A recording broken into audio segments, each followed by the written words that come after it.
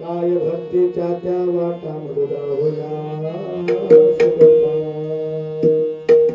ऐसे नमन करून या सकळा हरी कथा बोले बोबडिया बोला अज्ञानी म्हणून या पुल्या बाळा चालवे सकळ नामा म्हणे आत्मरूप गणेशा स्मरण सकळ विद्यांचे अधिकरण हे जीवन श्रीचरण श्री गुरूंचे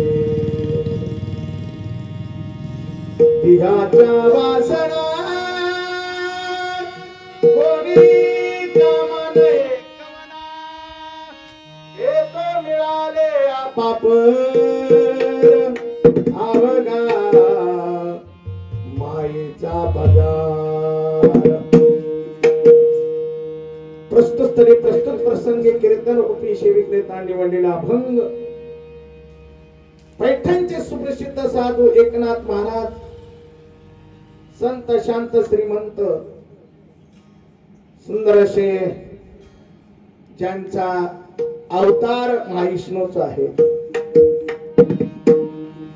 आणि एकनाथ महाराजांच्या गाथ्यातील उपदेश प्रकरणातील अभंग असून या अभंगाच्या माध्यमातून जे ज्ञानाला पात्र असलेले मानवांना जे देहावर अत्यंत प्रेम करणारे जी मंडळी आहेत या मृत्यू लोकांमध्ये या लोकांच्या बद्दल नाथबाबाला दया आली आणि नाथबाबा म्हणतात बाबा रे ज्या देहाला तू सत्य समजतो त्या देहाचे एवढे कोड पुरवतोय त्या देहाला एक दिवस या मृत्यू लोकातून जावं लागणार आहे त्यावेळेस तुला या ठिकाणी कोणीही कामाला येणार नाही देहाच्या वासना कोणी कामाला येणार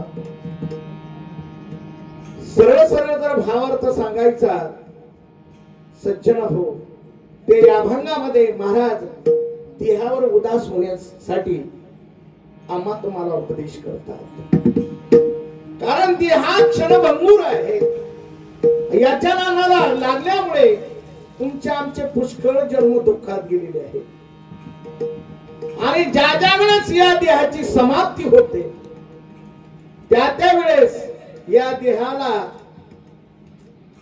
पोहोचण्यासाठी जेवढी म्हणून मंडळी येतात महाराज म्हणतात ते रडतात पडतात पण तुझ्यासाठी नाही तुझ्यासाठी शोक कोणी न करती दुःख रडती पडती पुढे कैसे होईल म्हणती या मृत्यू लोकांमध्ये असे म्हणणारे माणसं आहेत रडणारे आहेत पडणारे आहेत पण स्वतः करतात जो जातो त्याच्यासाठी अजिबात दुःख करत नाही तुझ्यासाठी दुःख कोणी न करती रडती पडती पुढे कैसे होईल म्हणती नाथ बाबा म्हणतात यांचे खरे मानू नको कारण यांचं काहीच खरं नाही आणि तुझ्यासाठी एवढे त्या ठिकाणी तुला फक्त जिवंत आहे तोपर्यंत तुला त्या ठिकाणी आपलं आपलं म्हणतात आणि एकदा का तुझ्या जवळला इंद्रियाचा खजिना संपला इंद्रिय मावळली त्याला बागुल आजार कैसाही प्रयत्न झालो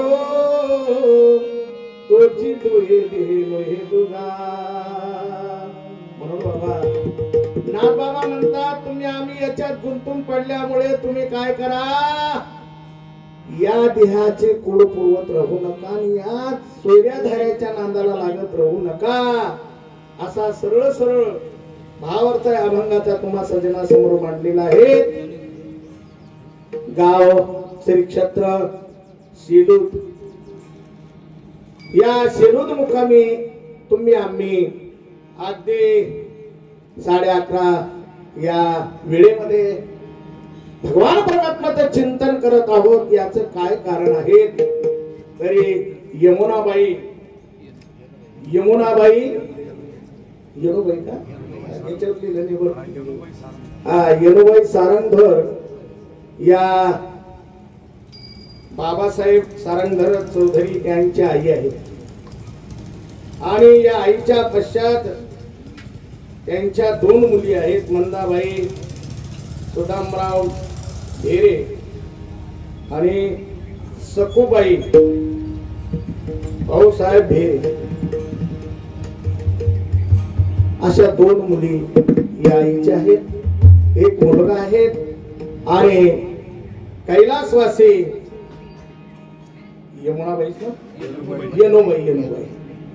येनोबाई या आमच्यातून तुमच्यातून आज 13 दिवस झालेले आहेत.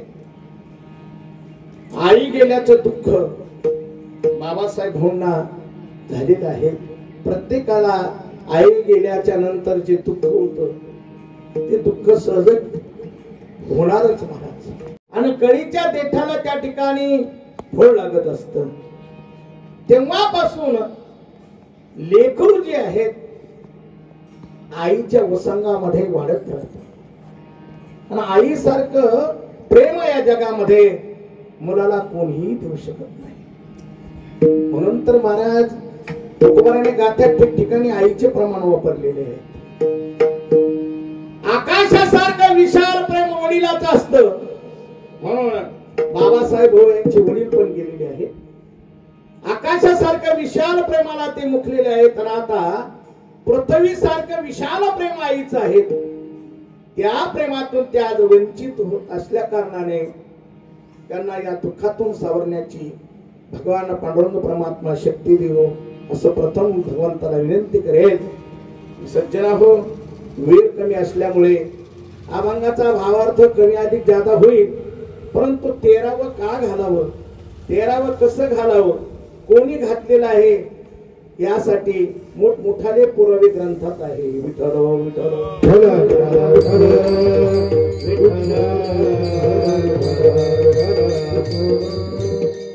या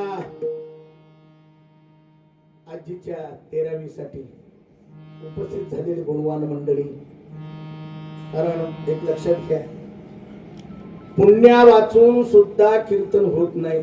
पुण्य असेल तर 13वीला कीर्तन होत. पुण्या वाचून चांगले गुणवान मंडळ उपस्थित होत नाही. हरिभक्तीपरायण आमचे टिटोले महाराज हे उपस्थित झालेले आहेत. शेजो महाराज हे उपस्थित झालेले आहेत. नायगावकर त्याचप्रमाणे मृदंगावर साथ करण्यासाठी विठ्ठल महाराज गोत्री उपस्थित आहेत. त्यांनीच मला फोन केला, म्हणाले महाराज या 9:30लाच या. बरोबर 9:30लाच आलो. परंतु मला माहिती होता या कार्यक्रमाला 11 होण्यासाठी म्हणजे 11 वाजतातच. कारण अशी वेळ या ठिकाणी मी दररोजच आता तो फोन मला जो होता ना तो उद्याचा वर्ष श्राद्धाचा आहे. सज्जन हो, या ठिकाणी उपस्थित असलेले सर्व गुणवान माझे जुनी मित्र, तुमचे कार्यकर्ते, गावातलीच काय नाव तुमचं, कल्याणराव चौधरी, यातून सर्व मंडळी, अगदी आमच्या वर्ग मित्र आमचे नारायण महाराज सिद्धपीठामध्ये आम्ही संगच होतो. त्याचप्रमाणे आपल्या कृष्ण महाराज आणि ऐकण्यासाठी जास्त नाही पण निर्मळ चांगली निवडून माणसं आहेत की त्यांच्या पुढे उभं राहिल्याच्या नंतर माणसाला त्रिपुरी धाव होते. अशी विद्वान मंडळी या ठिकाणी उपस्थित आहेत. आमचे चट्टेचे काका आहेत, पांडुरंग काका आहेत, भाऊराव बाबा आहेत की ज्यांच्या टाळामध्ये तालामध्ये आम्ही गुंगून जायचो. असे गोड भजनी आपल्या गावाचे ज्येष्ठ नागरिक उपस्थित, सर्व माता वर्ग, पुरुष वर्ग, तुम्हा सर्व देव श्रोते वर्गापुढे जो अभंग मी म्हणून दाखवलेला आहे, अभंग एकनाथ महाराजांचा आहे. आणि या कीर्तनासाठी मंडपाची शोभा, आवाजाची जी आवाजाची असलेली साथ आमचेच भावकीतले फक्त तुपे आहे, पण नाव काय तुमचं, गणेश भाऊ तुपे. गोड अशी सिस्टीम आहे. फक्त आपल्याला वेळ 2 तास नाही, त्याच्यामुळे सर्वांचे नाव घेतल्यासारखं करतो, म्हणजे करावं लागतं कधी कधी. वेळाभवी सर्व आमची टाळकरी मंडळी गावात त्याचे ना सर्वांना दंडवत घालतो, नमस्कार करतो.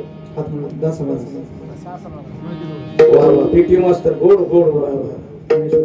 ते आनंद आहे तर थोडे थोडे त्या ठिकाणी पीटी गुण आधी यायला लागले ना.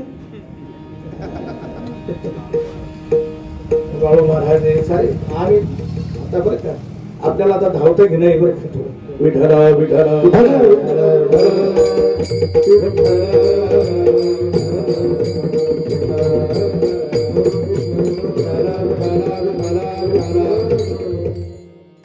आई म्हटल्याच्या नंतर मायबाप हो आईचं फार त्या ठिकाणी कौतुक करण्यासारखं आहे. कारण या जगामध्ये सारे नाते सारे आहेत पण आई सारखं जवळचं नातं जगात कोणतंच नाही. मी सांगितलं तुम्हाला आईच्या देठाला आमचा तुमचा सर्वांचा जन्म झालेला आहे. एक सांगू सर्वात पुढचं वाक्य सांगतो. ज्या वेळेला आई जाते ना या मृत्यू लोकातून अंतकाळ होतो ना त्यावेळेला आपल्या मुलाला ती उठवत असते. एवढी ताकद आईच्या प्रेमात आहे. जाता जाता तो कुठं असो झोपडी कोण्या ठिकाणी असो की त्याला जणू काही आई हाक मारते असा आवाज त्याच्या कानी येतो. त्याच वेळेला आई आपला देश दाखते. विठ्ठल विठ्ठल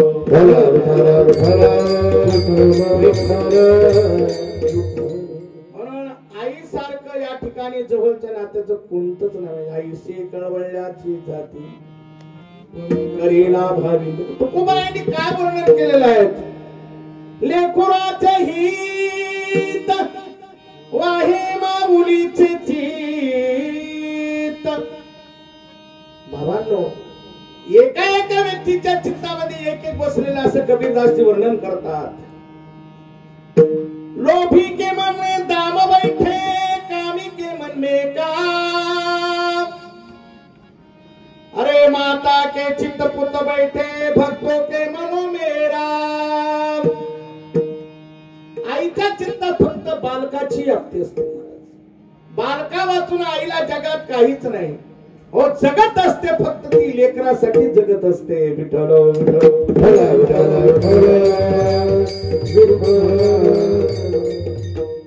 एखाद्या आईचं जर लेकरू गेलं ना तर ती आई सांगतो बरं तुम्हाला बाई वेगळी आणि आई वेगळी. बाई सांगायला वेळ नाही आपल्याला. बाई बऱ्याच बाई तिलाच म्हणतात की लेकराला जन्म देते पण 2-4 लेकरं सोडून परत नवरा करते. तिला बाई म्हणायची. पण एकाच मुलगा आहे पती वारला तरी त्या मुलासाठी जीवन जाते. तिचं नाव आई. विठ्ठल विठ्ठल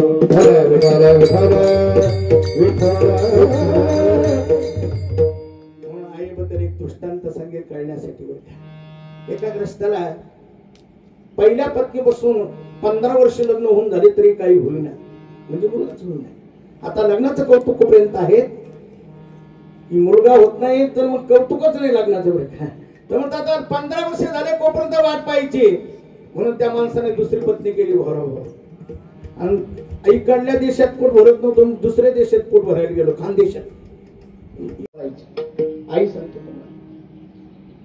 ते लेकरू लळा लावल्यामुळं सख्या आईला आई म्हणण्यापेक्षा जवळजवळ याच आईला जवळजवळ आई म्हणायला सुरुवात केली. आणि लहान लेकराचं तुम्हाला माहिती आहे ज्यानं लळा लावला त्याच्यात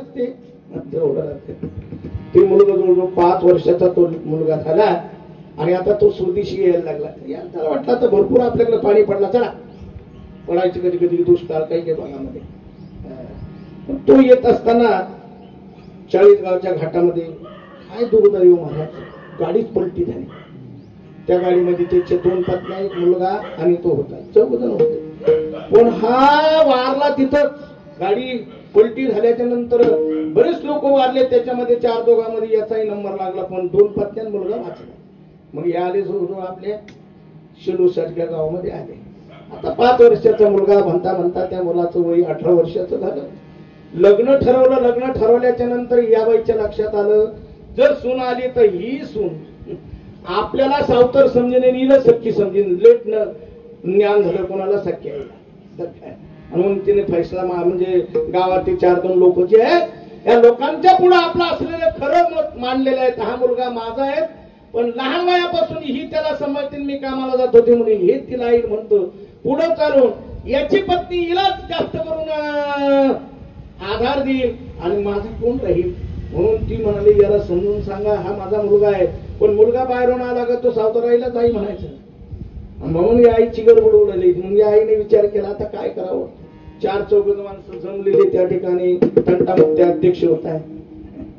तंटामुक्ती चांगला पाहिजे बरं गावामध्ये, नाही तर चहाच्या पाण्यावर एका कपावर कासरभर वावर देऊन देणारा असा तंटामुक्ती अध्यक्ष नको.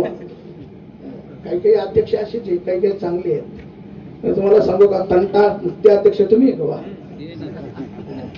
तंटा मिटवण्यासाठी महाराज रामायणातला एक माणूस पाठवला होता. कुठं? रावणाकडे तंटा मिटवण्यासाठी. तेव्हापासून तंटामुक्ती अध्यक्ष अंगदाला पाठवलं की कारण हा एखाद्या वेळेस रावणाला समजून सांगेल आणि एकदाचा ज्या लंकेतलं जे लोकेशन किंवा लोक मरतील त्यापासून काय होणार आहे, नाश होणार आहे. म्हणून रामाने सांगितलं असा अध्यक्ष पाहिजे, तंटामुक्ती अध्यक्ष. त्याला तंटाही मिटवता आला पाहिजे. लयच जबरदस्त त्या ठिकाणी जर कधी शत्रू उठला तर त्याला हाणताही आलं पाहिजे. तंटामुक्ती अध्यक्ष चांगले तुम्ही जर आले तर सहज बाजूला करशाल. तंटामुक्ती उत्पत्ती छाप एखादं जर उठलं काय नाही करतो असं म्हटल्याच्या नंतर ती जर बरंच पाहिजे. अंगदाला पाठवलं होतं. अंगदाने शिष्टाई केली जाऊन घरात. काय शिष्टाई गोड आहे. दांतड्या दक्ष फोडी तो रगडी तो उरस्तरी बैसतो जनकात माझा रामासी नेमून दे तुझ जीवदान देतो. हे दाखवण्याच्या रावणा अजून वेळ गेली नाही. सीता जर रामाला अर्पण केली तर तुला जीवदान देतो.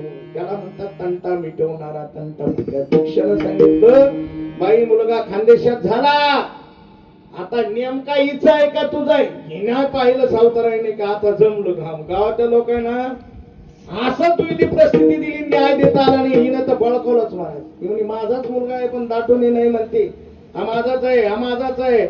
कोण म्हणते सावताराई? मग तर जास्त तिला बोल आलं महाराज. मग पोलीस स्टेशनला झगडा गेला. पोलीसवाल्याला काय जिकडे जास्त पैसे मिळाले कोण न्याय. अगं माईचे खूप चांगले असतील काही पोलीसवाले तर काय सांगा तुम्हाला. नाही तर यायला ना काय शाप हे विचारायला जिकडून पैसे आले तिकडे न्याय. ते म्हणाले आम्हाला काय माहिती, जाऊ द्या केस कोर्टात लवकर नेतो. कोर्टामध्ये 3 वर्ष केस चालली.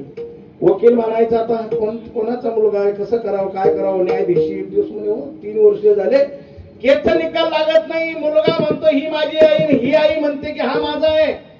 सावताराई म्हणायची माझाच आहे, मुलगा म्हणायचा हा हीच माझी आई आहे. आणि ही रडायची, ही म्हणायची माझा मुलगा नाही. लहान वयापासून तिला सांभाळ केल्यामुळं हा तिला आई म्हणतो. शेवटी हुशार असतात वकील. वकील म्हणे तुमच्या केसचा 3 वाजता निकाल आहे, मुलाचे 2 तुकडे केल्या जाईल.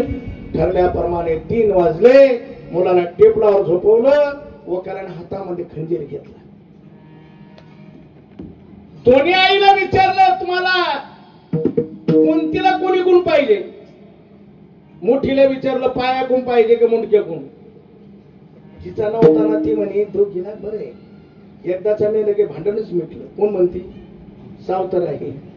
ती म्हणे मला मुंडक्याकून पाहिजे. हिला विचारलं तुला वाटा पसंत आहे का? ती म्हणाली मुलगाच माझा नाही.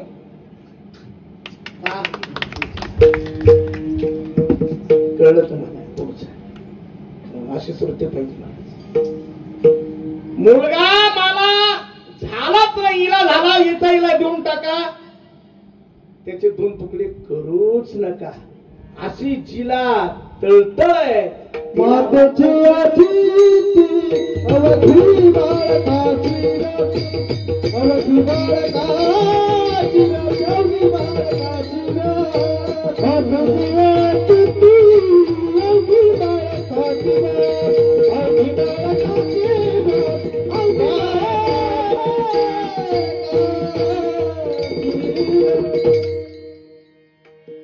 मातेची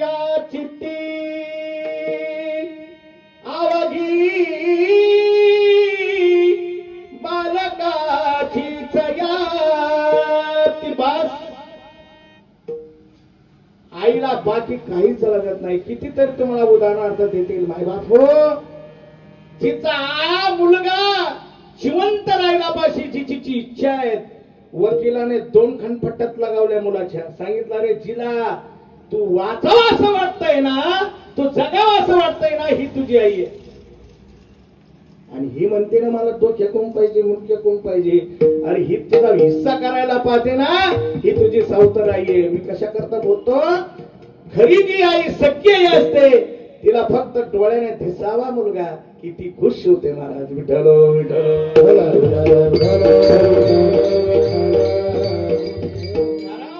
पात्र आई, या आईचं सर्व संगोपन एकाकडेच नसतं महाराज. जो घरी आला नाही त्याची ती इच्छाच करते. नातू आला नाही ना, खरे आज तो दिसत नाही, कुठे गेलास. अरे जेवणाची वेळ झाली, आतापर्यंत दिसला नाही. सकाळी काय खाल्लं होतं, खाल्लं नव्हतं, थोडं खाल्लं होतं, आता केव्हा येतोय, अशी तळतळ करणारी पात्र म्हणजे आई आहे. आता जैनची आई बाबासाहेब हो ना, जर कधी वेळ लागला असेल तर आई जेवणार नाही महाराज.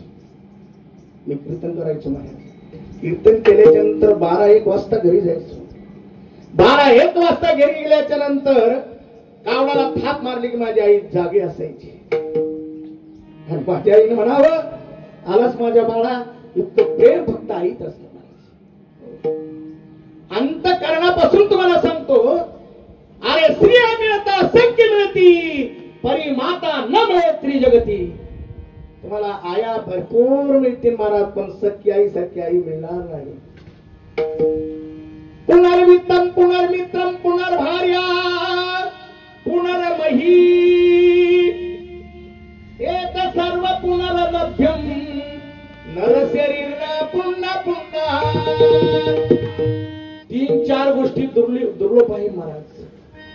महात्मा सुदुर्लभ, एक महात्मा मिळणं दुर्लभ आहे. किंबहुना माणसाला नरदेव मिळणं दुर्लभ आहे. आणि त्यातल्या त्यात पुन्हा आई एकदाच मिळते. विठाला विठाला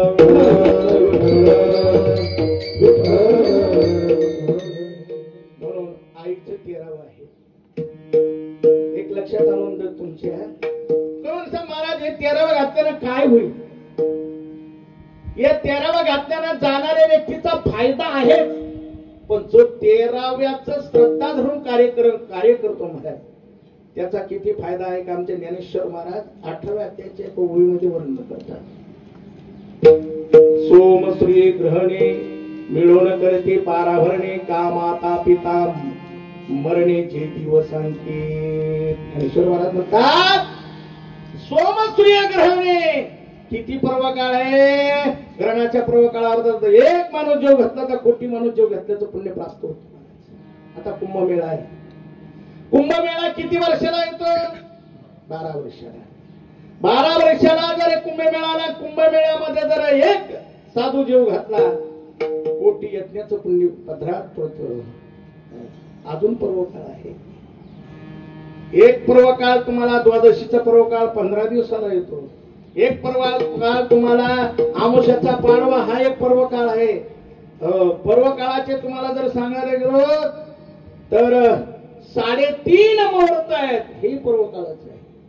किंबहुना हे पर्व काळाचे 3.5 हाताचं शरीर, यालाही पर्व काळ म्हणतात. विठ्ठल विठ्ठल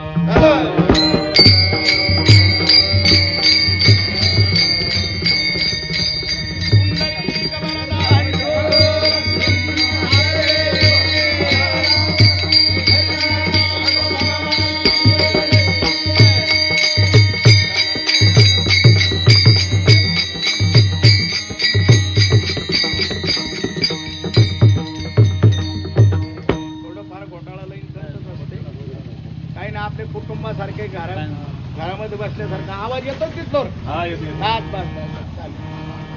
पर्व काळ सांगत असताना एक पर्व काळ 60 वर्षाला येतो.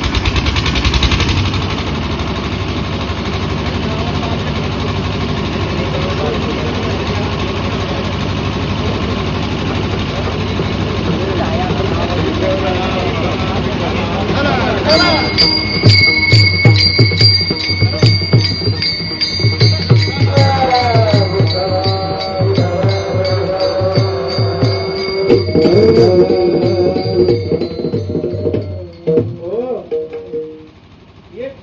पर्व काळ येतो 60 वर्षाला काका, त्याला कपिला षष्ठी म्हणतात. एखाद्याच्या जीवनात ते येते नाही, ते येत नाही तो बरोबर. 60 वर्षाच्या वयामध्ये जे माणूस जातो त्याच्यात जन्मजन्माला आला तर येत नाही. असे जे पर्व काळ आहेत, या पर्व काळावर जर दान केलं तर कोटी यज्ञाचं पुण्य प्राप्त होतं. परंतु हा पर्व काळ 1 महिन्याला येतो का 12 दिवसाला येतो, 12 वर्षाला येतो, 1 महिन्याला येतो. परंतु हा पर्व काळ आईचा आणि वडिलाचं 13व्याचा पर्व काळ जीवनात किती वेळेस येतो? 1 वेळेस येतो. म्हणून हा पर्व काळ मुलाच्या जीवनामध्ये सर्वश्रेष्ठ पर्व काळ आहे. विठाला विठ्ठल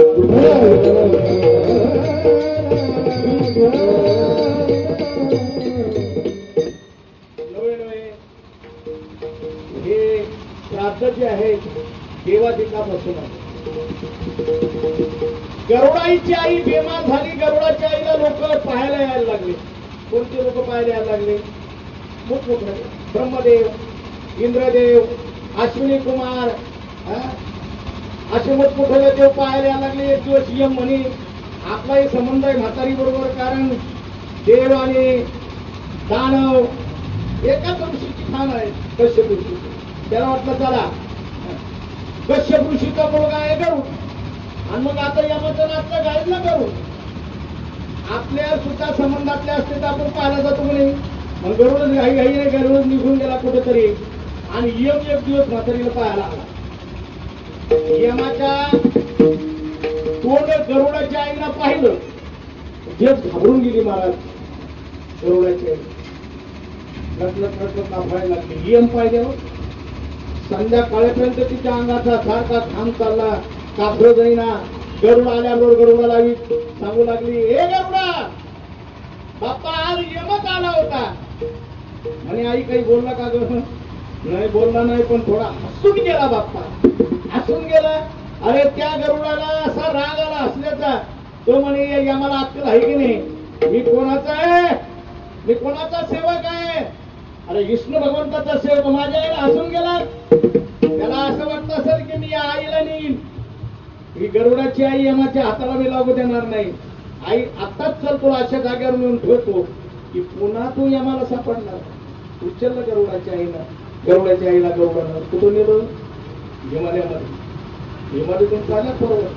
कधी कधी नजर खाली करावं तो गांधरच असतो. मला ती गोड दरी आहे. अशी त्याने अडचणीची दरी पाहिली, तिथं सुंदर अशी शय्या तयार केली. आईला सांगितलं आज बाग घाबरू की आम्हाला तू आता सापडणार नाही, अशी जागा मी तुला पाहून ठेवलेली आहे. म्हाताऱ्याला झोपून दिलं महाराज तिथं. गरुड म्हणे तुझा डब्बा घेऊन येत जाईल मी. कुठून पुढे बाहेर येतो ना येतो भैराच्या त्या खोरीच्या, तर यमाने जे हरी घातला, जे हरी तो म्हणतो ते म्हणे खरे बाबा काल म्हातारीला हसला तर हसला, आणि आज इथं आणून ठेवलं तर म्हातारीला इतक्या अडचणीत तरी तुला कोणा ठेपा सांगितला? यमाला सांगितलं आमच्याकडे चिठ्ठ्या असतात, आमच्याकडे हिशोब असतो.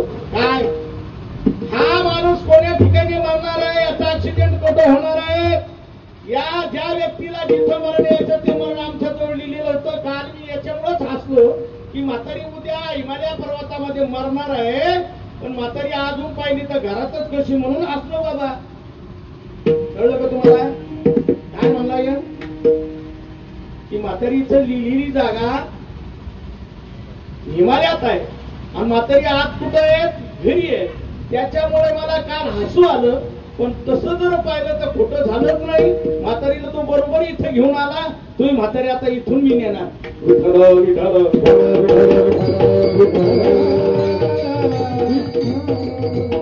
असं म्हणतो ना म्हणतो तर त्या ठिकाणी खरंय बरं. किती त्या ठिकाणी यमा तुम्ही हे केलं, यमाला बदलण्याचा प्रयत्न केला, तर श्रवण नावाचे देव खाली आहेत. त्यांचं कनेक्शन इथून ते पूर्ण ट्रान्सलेशन करता येतं. तुमचं सर्व कर्म यमाजवळ ते यादी देतात. म्हणून तर एकनाथ महाराज परत एका अभंगात म्हणतात महाराज, इसो पडेल दंब सरकारी, इसो पडेल दंब सरकारी,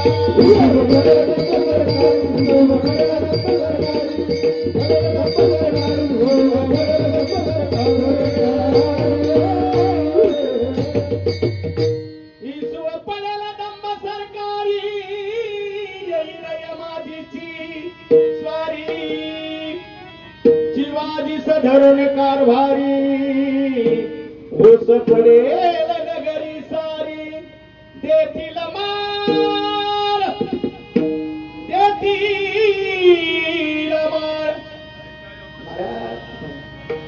बाबांनो, नाथबाबांनी उपदेश केलेला आहे. अरे तुम्हाला सावध व्हा त्याची चिठ्ठी येण्याच्या अगोदर. हे जरी नाही काल तरी दुसरा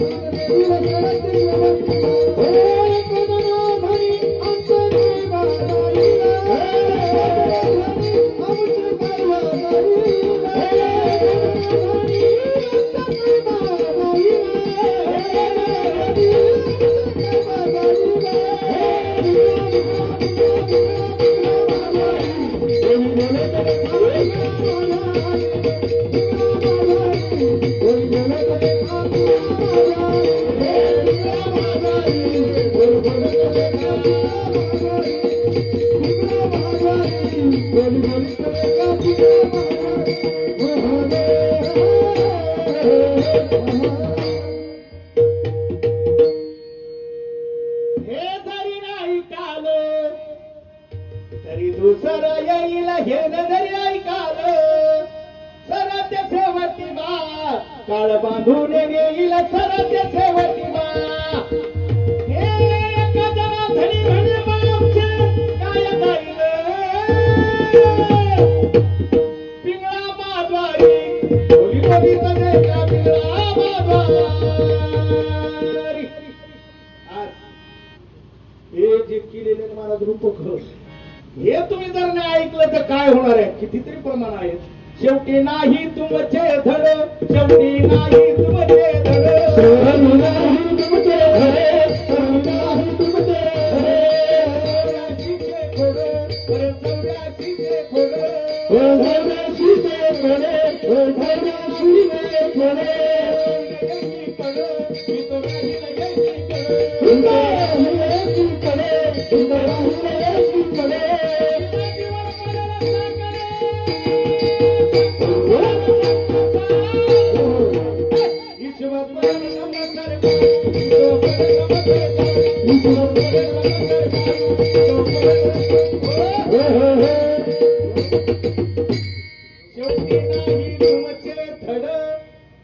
शेवटी तुमचं काही धड नाही बाबा. ईश्वर पडेल दंब सरकारी, पडेल 84. शेवटी तुम्हाला 84 लक्ष एवढी फिरावं लागल. बरं 84 लक्ष नरकवास भोगावं लागतात. बरं का, त्याच्यात 28 प्रकारचे नरक आहेत. मी सांगतो तुम्हाला, आपल्याला वेळ काय असलेले एकदम टप्पेशीर टप्पा टप्पा टप्पा परत परत काही त्या ठिकाणी यमपुरी सांगायला आपल्याला वेळ कमी आहे. म्हणून सांगितलं यमाला तुझ्या आईला घ्यायला मी इथं आलो असं म्हणतात. बाबा महाराज गुप्त झालं की तू म्हणसान का महाराज, या देव लोकांना गुप्त कसं होतं? कारण त्यांच्याकडे 3 तत्वाचं शरीर आहे. ऐका, वायू तत्व, तेज तत्व आणि जास्त करून 2 तत्वचे बरं का त्यांचे. आता तुम्हाला वारं दिसतं का? तेज अहो ते दिसतंय पण ते हातात लागत नाही ना. तसा देव दिसतोय पण त्याला गुप्त होतो. यम गुप्त झाला. यम गुप्त झाल्याच्या नंतर तुमचा महाराज त्यांनी काय नेलं. माणसाचे शरीर 3 आहे आणि 4थं सुद्धा एक शरीर आहे. एक शरीर आहे स्थूल. स्थूल शरीर इथंच ठेवतो यम. तुम्ही दवाखान्यात गेले कधी? बरेच वेळेस गेले. दवाखान्यातले लोक, डॉक्टर लोक आपले कपडे काढून घेतात, त्याचे कपडे घालतात. बरोबर आहे? तसा यम याचं दुसरं त्या ठिकाणी हे शरीर मधलं जे शरीर लिंग शरीर आहे, त्या लिंग शरीराचं वर्णन 15व्या अध्यायात गीतेमध्ये भगवान श्रीकृष्ण परमात्मा करतात. मनशक्तानि इंद्रियाणि प्रकृतिस्थानि कर्ष्यति. 5 ज्ञानेंद्रिय आणि मन सह याला जीवात्मा म्हणतात, त्याला लिंग शरीर म्हणतात. हे लिंग शरीर घेऊन यम निघून गेला आणि मग पाहतो हा बाबा जाऊन करू म्हातारी तर तोंड वाचलेलं आहे. बरं का? मरणाचे सुद्धा लक्षण आहे. त्या काय काय एक एक विषय पुढे येतो. मनुष्याचा जीवात्मा कोणत्या इंद्रियातून गेला त्यालाही सुद्धा किंमत आहे. गुदद्वारातून जर कधी तो गेला तर तो आर त्या जीवात्म्याला त्या ठिकाणी सद्गती कधीच मिळत नाही. गुदद्वारातून तोंडातून जायला पाहिजे. 10वे द्वारातून जर गेला पाहिजे. 10वे द्वार म्हणजे बंद आहे. 10 इंद्रिय वयसी राहतो 10व्या खिडकीसी. माझा विचमला निराशी लक्ष संताच्या चरणापासी. एकनाथ मला म्हणतात 10व्या इंद्रियातून गेला पाहिजे जीव. कोण वाचलेलं म्हातारीच उचलली म्हातारी गरुडाने जेत लिहिली तर भगवान मालकाच्या पुढे नेऊन ठेवली. मालक म्हणजे गरुड भगवान. गरुडाचा मालक म्हणजे विष्णू भगवान. देवा सांगा ना माझ्या आईचा जीवात्मा कसा गेला. तुम्हाला सांगतो काय महाराज जवळजवळ लेखी इकून असतात, लेख इकून असतात, पाहुणे पडून असतात. म्हणून म्हातारा कावा निघून जातात पटाने. हातपाय ताणायला लागलं की ते बाळकेचे म्हणते हे म्हातारा सांगते भीती वेळ ठेवली. असं करता इकडे हात पाय नेला की म्हातारा म्हणते या 4ही भीती पाळल्या लोक आहे ना. अंता काळेला धर्म सांगत असतात म्हणून 4 भीतीमध्ये कशातच काही सापडलं नाही. शेवटी भारीची इंजेक्शन दिलं म्हातारा सुखीत आलं. बाबा सांगा आता कोणते भीतीत आहे. म्हणजे मी कधी म्हणलो भीतीत आहे तर तू अशा हात करत येते ना. आता जीवाची त्या जीव जाणे काय कळतो हो काहीच कळत नाही. आवत जावत किशनने देखे होय बडा चम्मारे. पंचतत्वती भीत बनाई 3 गुण गागारे. रोम रोम की छाम चलाई चैतन्य करहारा रे. इस बंगले को 10 दरवाजे बीच पवन का खम्मारे. आवत जावत किशनने देखे होय बडा चम्मारे.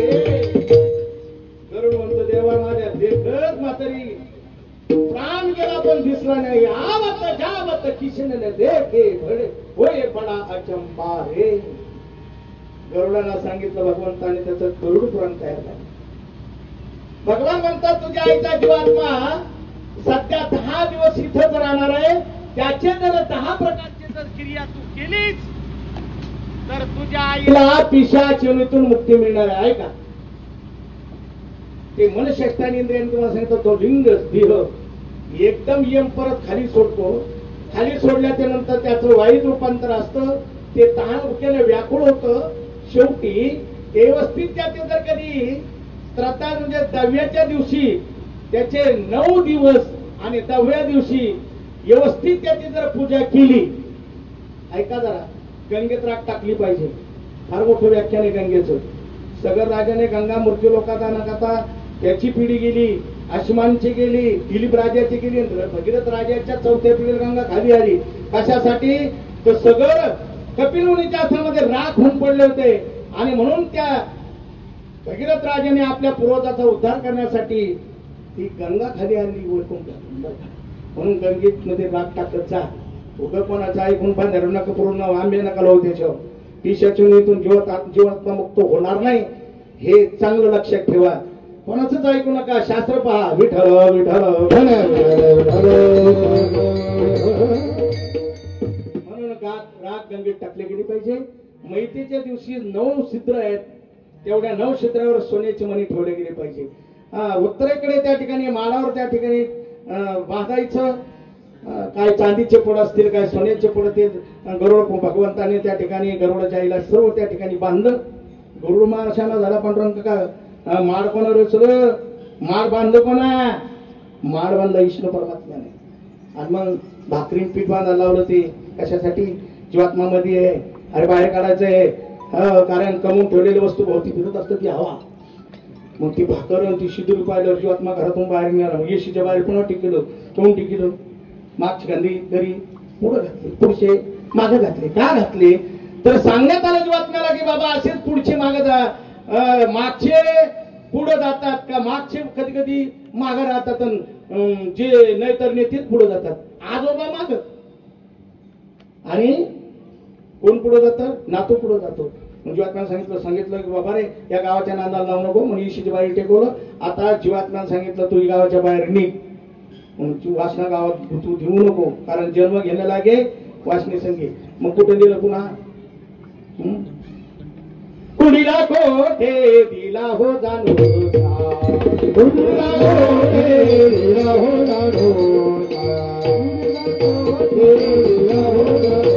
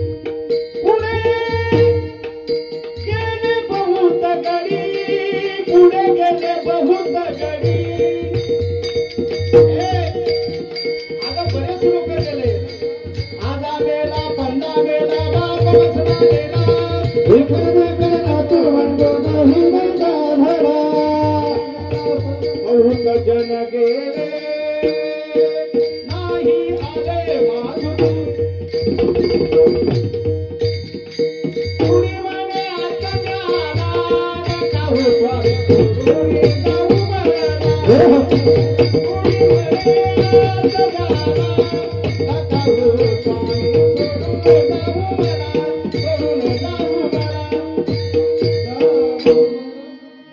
कमी नाही, तुम्हाला गायला दिला असतो. नका हो नका गाईचं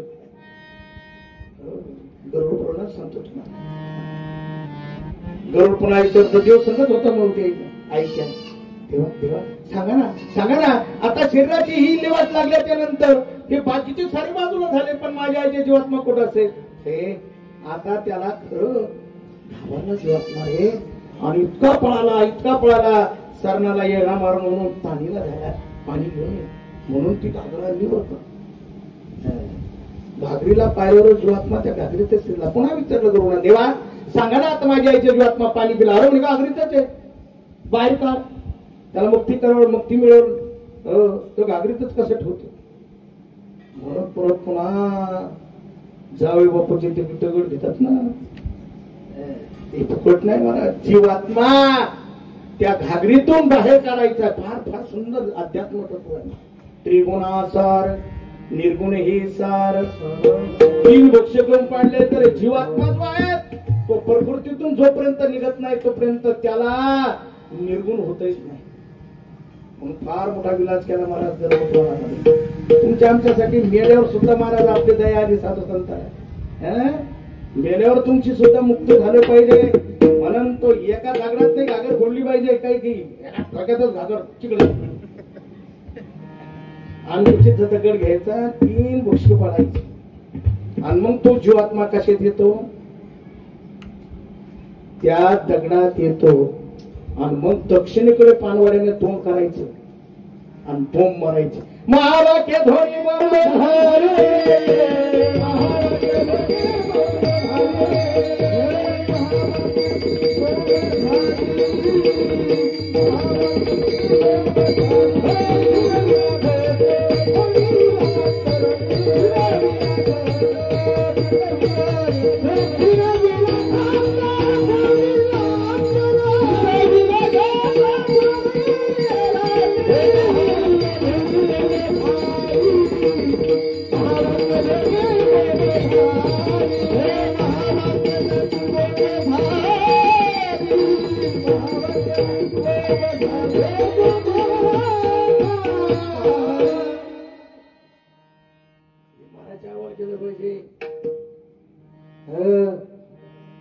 काही माणसं येड्याने करता मेल्यावर दगड हाणायला लावते.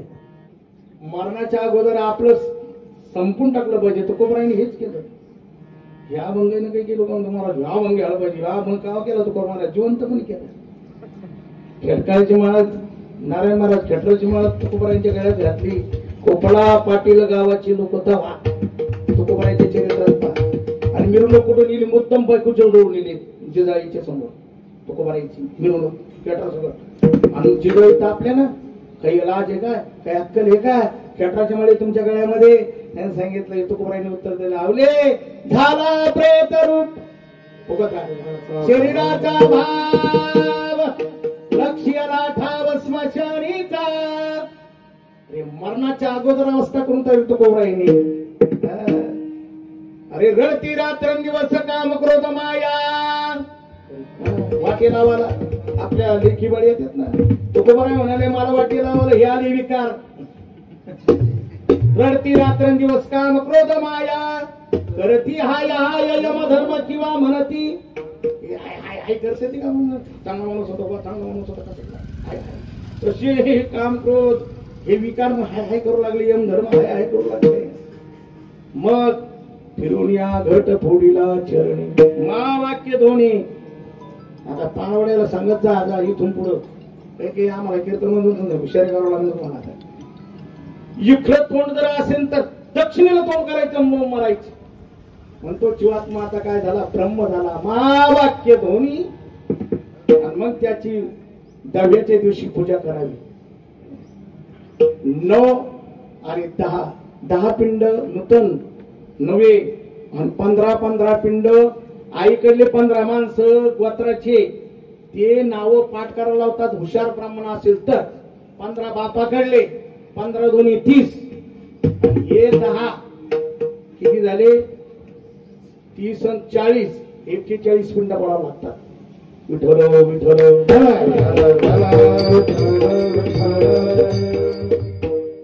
नाही तर 10-11 पडा लावतात आपल्याला. तू गरुड पडा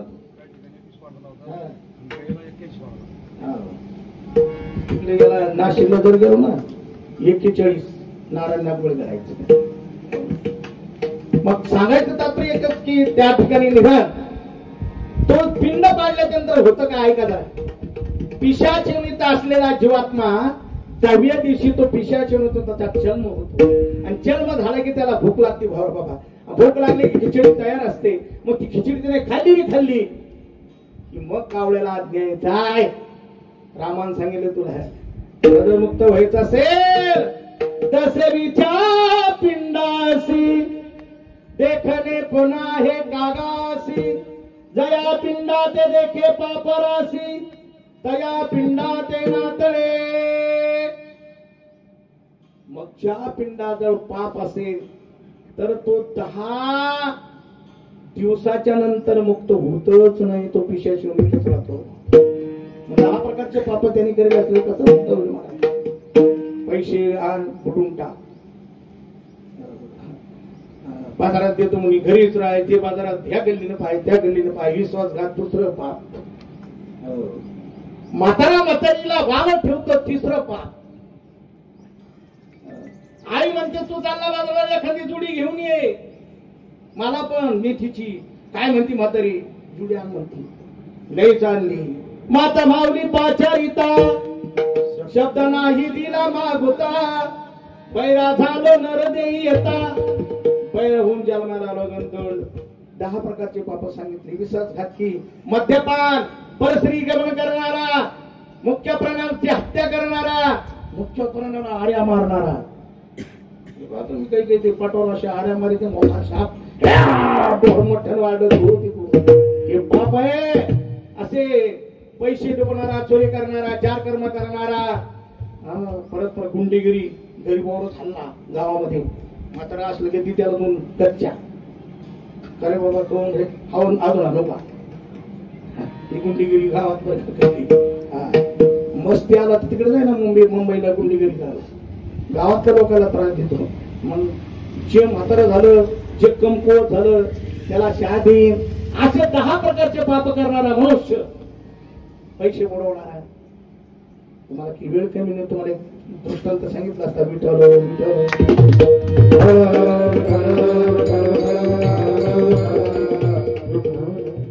साडे 12च्या आत संपलं पाहिजे. त्याच्यामुळे मी आता गरुड पुराणात तुम्हाला दृष्टांत सांगितलं असता. हे 13वं का घालावं ऐका. एकाच मिनिटात सांगतो. सोनीत गोत्राचा ब्राह्मण होता. त्याला मूलबाळ काही कोणीच नव्हतं. पण त्याने पैसे वाटायचे. पैसे चांगल्या दिवाण माणसं आहेत. ज्याला पोर सोडलं त्याला धनराजा मला. एका जणांनी त्याचे पैसे घेतले पण दिलीच नाही. दररोज जाय माझ्यासारखं तुझं त्याला शाप द्यायचं. माझ्यासारखं तुझं ते म्हणे काहीच होत नाही. तो बोलले ना मग पैसे देत नाही का. नाही देत काय करायचं घे करून. ते बामणाचा आड असतो कुठे ते वाड्यामध्ये आड असायचे. याला त्याच्या झाडाची होत्या. ज्याचे पैसे उडले होते ना इतका जीव होता त्याचा पैसा धनासाठी ना पराजन त्याला. त्याची बायको त्याच तुम्ही आणि ते दोन्ही पिशे झाले. त्याचे 13वं नाही 10वं नाही रागंगे चटली नाही. त्याच्यामुळे पिशात झाले आणि याचे 6 महिन्याचे पोरं झाले की छातीवर बसले. ते पोरं मारून टाकले. 7 पोरं मारले महाराज त्या पिशात ना. एक पोरग जागे ना. शेवटी हे जाणकार माणसं निघले गावामध्ये माझे पोरं जगत नाही. जाणं म्हणाले गाणगापूरला दत्त भगवंताची सेवा करू. मी तिथे गेलो. तिथे सेवा करत असताना आलं नाही पिशात. पिशे झालं दत्त भगवंताने माझ्या चरणाला लागले भक्त. माझ्या भक्ताला का उत्तर करतो. त्यांनी सांगितलं देवा याने माझे पैसे बुडवलेले आणि माझं दवा कोणा घातलं नाही. माझं 13 कोणा घातलं नाही. माझे गंगेत कोणा टाकली नाही. मी पिशाचे मुक्त झाल्याशिवाय याचे पोरं जगू देणार नाही. भगवान दत्ताने सांगितलं आहे तुझे 13 घाला होतो 10 घालायला लावतो पण याचं पोरग मारू नको. दुसऱ्या दिवशी त्याचे पोरं मरत होते. त्याला सांगितलं नालाय का पैसे बुडीले कोणाचे. ते म्हणे आव म्हणे मग तेच पिशेच होऊन आलं आणि ते तुझ्या पोराला जगवती तुझ्या आला जीव द्या का त्याने म्हणू असं कर. त्याच्या नावानं पूर्ण कर त्याची क्रिया कर. मग त्यांनी काय केलं कणकीचा पुतळा तयार केला. त्याचं दहन केलं. त्याची राख सापडी गंगेत टाकली. कासावरून गंगेत टाकली. त्याचं 10वं घातलं. त्याचं 13वं घातलं. तेव्हा याची पोरं जगली. विठ्ठल विठ्ठल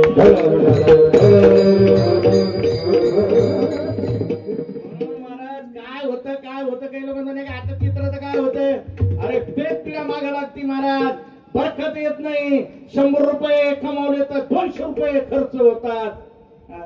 1000 रुपये कमवून आणले की 3000 रुपये दवाखान्यात जातात.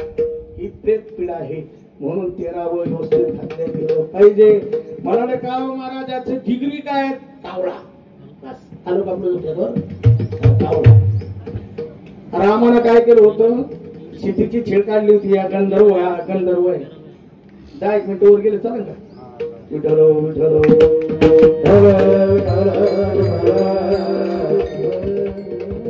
ऐकले ती म्हणते महाराज मधीच कस काय यांनी कावळा काढला. कावळा म्हणजे पंचवटीमध्ये भगवान परमात्मा लक्ष्मण सीता ज्यावेळेला वनस्वत होती ना त्यावेळेला गंधर्ववरून पाहत होता. अरे म्हणे हे सीता हे राम हे देव म्हणून म्हणतात. पण हा तर म्हणणार प्रकृत माणसाचं काय बायकोल मांडीवर घेतो काय गाजरा येणीला बांधतो काय मला नाही वाटत. ते बापाला कोण म्हणतो? गंधर्व. इंद्राचा मुलगा सुसुता नावाचा गंधर्व. तो म्हणे बाबा मला वाटत नाही तुम्ही म्हणतात देव. पण देव नाही देव म्हणे कसं काय? अरे त्या देव जर असतात तर बायकोला काय मांडीवर घेऊन त्याने कौतुक केले असते का बायकोचे? प्राकृत माणूस आहे म्हणे.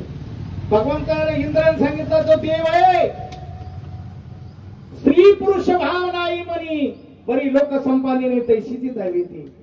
म्हणून बाबा रे त्यांच्या अंतकरणामध्ये तो देव म्हणजे तो पुरुष नाही तो बायको बी नाही. दाबी नाना रंगनट भाव म्हणून वाल्मिकानं वादसं रामायण करून ठेवलं तर नाटक तर करून दाखवतो रे तो देवच आहे. देव खाली बापाच्या रहित मला जर नाही आटापला तर देव आणि मी जर याला युद्धात हरवलो तर हा प्राकृत माणूस. त्याच्या अगोदर सीता तिथं कावळे आणत होते. त्यानं सीतासारखी अजून अशी स्त्री कधीच पाहिली. 32 वर्षांना युक्ती सीता सुंदर सीता त्याने पाहिली महाराजाने. त्या सीतेवर त्याने झेप घेतली. सीतेची कांचोळी फाडली. चिंचा मारू लागला. त्यावेळेला सीतेने रामाचा धावा केला. तो रामचंद्राने पाहिलं. न सांगता तुम्हा कळू येते अंतर विश्व विश्वंभर. परमात्म्याला काय सांगायची गरज आहे? शेलूरचा पोलीस पाटील कोण आहे त्याला सांगायची गरज आहे का? चाट्याचा पोलीस पाटील कोण आहे? सरपंच कोण आहे? तुमच्यातला आमच्यातला वाईट माणूस कोण आहे त्याला काय सांगायची गरज आहे? देवाला ओळखलं म्हणे वा वा वा तो तर गंधर्व आहे. माझ्या पत्नीची छेड काढली. नालाय का माझ्यावर युद्ध करायला आला. भगवंताने अशी असा विशिका नावाचा एक गवताची काडी घेतली आणि त्याच्यावर मंत्र जपला आणि सोडा ना असं बाणाना. कावळ्याच्या मागे झटकं तयार झालं आग्नेचं. कावळा पुढे झेंडक मागे. तिन्ही लोकात कावळा फिरला पण झेंडक काही तिच्या सोडत नाही. एके दिवशी नारद भेटले. बघा तुम्ही हिर खंड झाली तर नारावर नाही वाटा पाहिजे.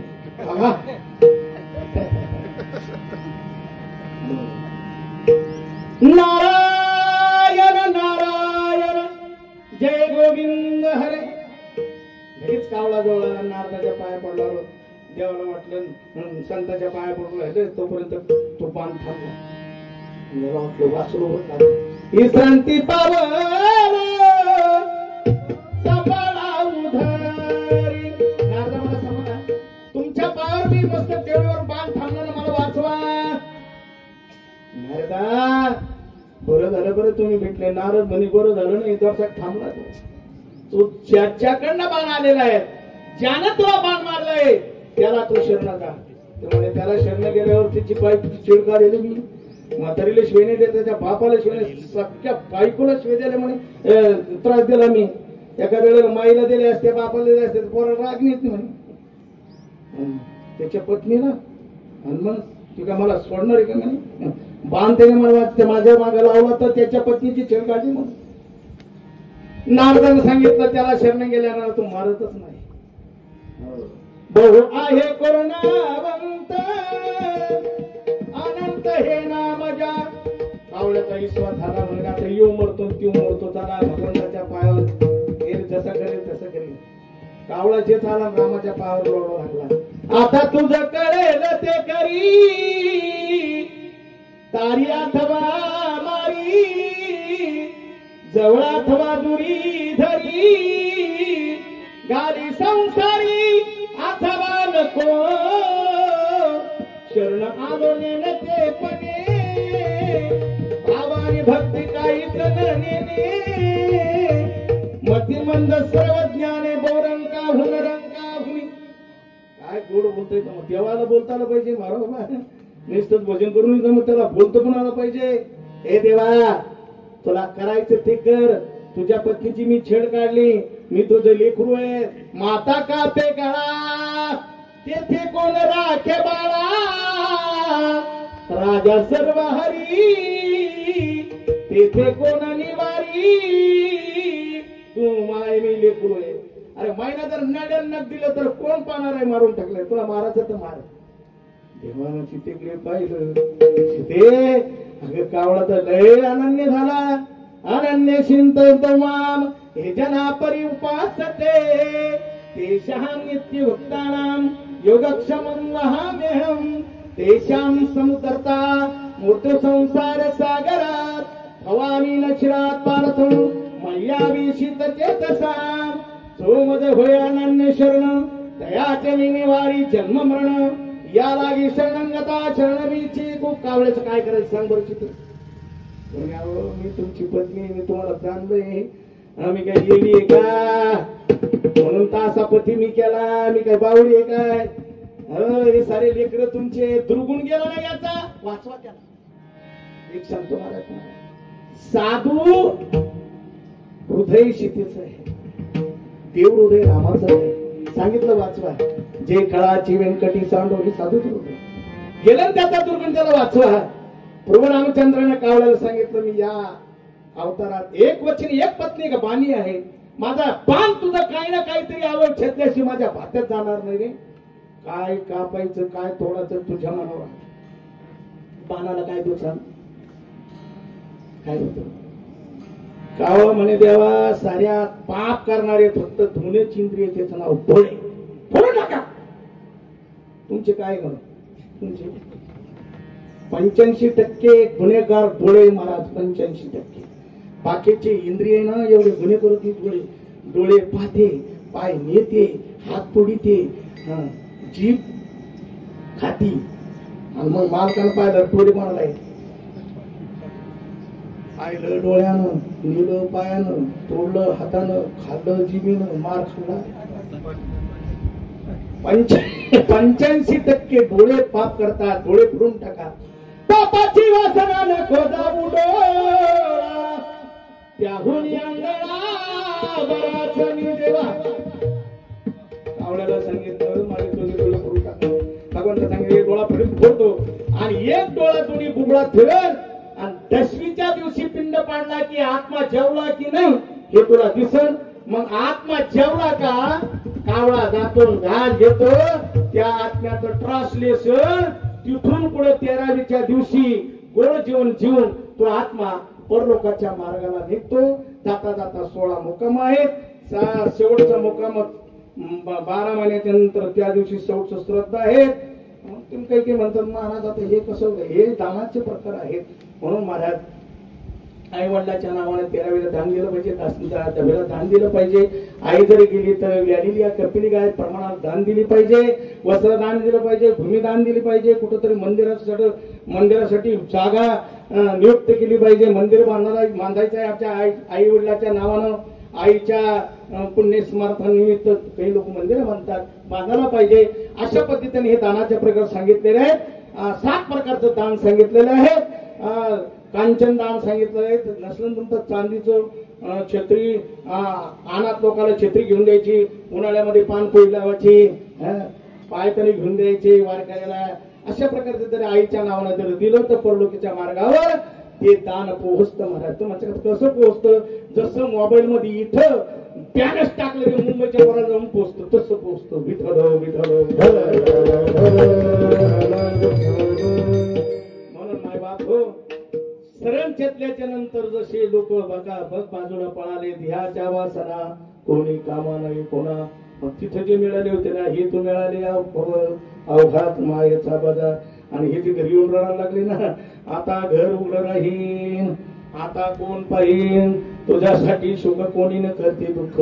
रडती पडती पुढे कैचे होऊन आपलं कसं होईल याच्यासाठी रडतात. एकनाथ महाराज म्हणतात याचे मानू नको खरे एका जनार्दनी तत्वरी डोबारक माय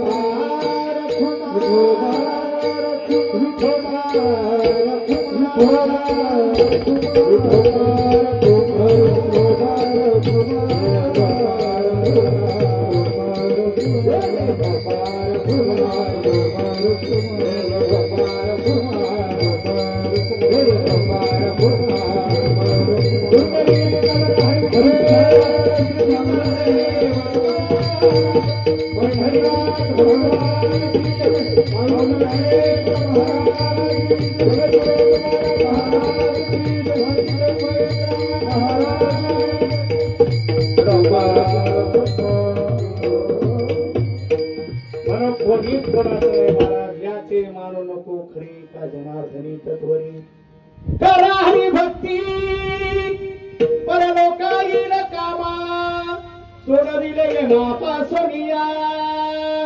म्हणून 27 प्रकारचे 28 प्रकारचे नरकातून सोडवण्याची ताकद फक्त भगवान परमात्म्यामध्ये आहे. 84 लाख युनितून आपल्याला मुक्त करण्याची ताकद आहे.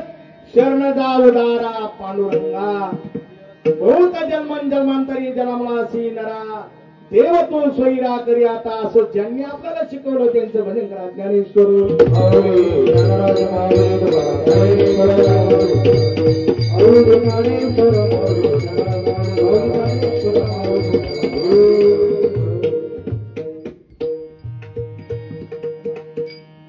येनोबाई नाही का, येनोबाई सारंगर पाटील चौधरी यांच्या तेरावी निमित्त या ठिकाणी जर आपण टाळ्या वाजून भजन केले ना तर या भजनाचं किती पुण्य आहे.